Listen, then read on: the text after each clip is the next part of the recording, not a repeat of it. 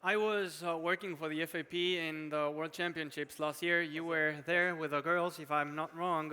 I have a good relationship with Brit Dobbins. Now she's living in Madrid, I Correct. think. You have Nico Agritelli, but you don't have still like a big group of great players, let's say. They're great players, but to fight hand on hand with these superstars. Uh, what do you think it has to be done in the US in order to maybe in 5 to 10 years have more Brit Dobbins, more Nico Agritellis? Well, that's every day that I wake up in the morning. That's the first thought I have. How do I make a bigger ecosystem of players that can compete and be part of the premieres, the big events in the world? Last year during the World Championships, I think both the men's and the women's did a tremendous effort. We finished in the men's side 13 in the world, beating countries like Mexico that have the history of paddle, or Paraguay that have been doing a lot of investment, and that tells you that we have a lot of talent and real talent in the United States.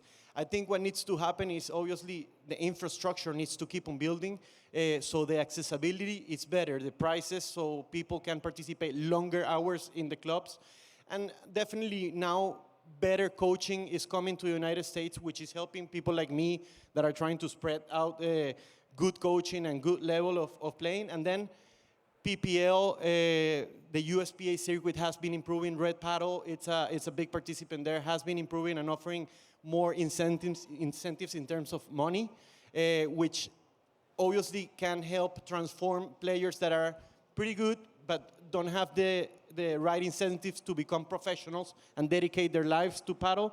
Now we're seeing the Nico Agritellis, the Brittany Dobbins, and they're not just the only ones doing it. We have 6 or 7 in the men's side and 6 or 7 in the women's side that are dedicating full time to paddle, and the results, obviously we want it fast, but they're gonna come slowly, and it's gonna happen over time. Just to give you an example, last week we run a free event in Miami for kids, just to measure if there was gonna be demand for it. We were expecting 25 kids, and we ended up hosting 55 kids in a club. And we saw a lot of talent, people that are transferring from tennis or that were interested in trying the sport. And I think that's the way to go. We have now not just an ecosystem in terms of clubs, software, etc., but people that come from different backgrounds that are putting their life also into paddle.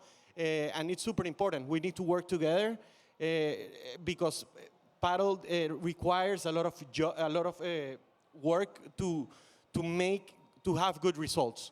So we're working on the professionalization. The USPA, for example, where Marcos left in probably 2020, 2021, I'm not sure, had 10 people, 12 people. Now we are over 150, not just volunteers, but full-time members that are working every day to try and make something special of paddle in the United States.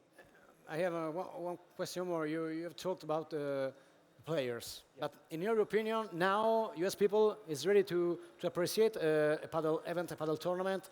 Do you think that now in Miami can we see a lot of people watching the matches, or it's too early?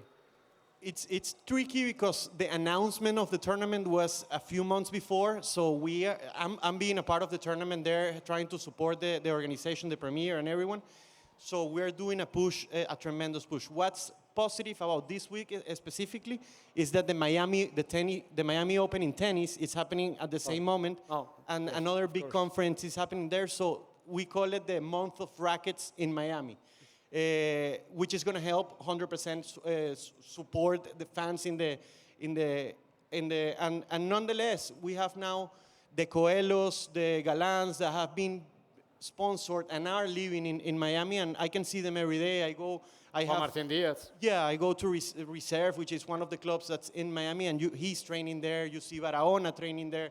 You see many professional players that are now being part of it, and that's just support to my players and the players of the national team, like the Nikos Agritellis, because now they get to compete, train, and see them operate. So they kind of copy and mimic the good parts, and that's just going to be beneficiary for all of us for the future.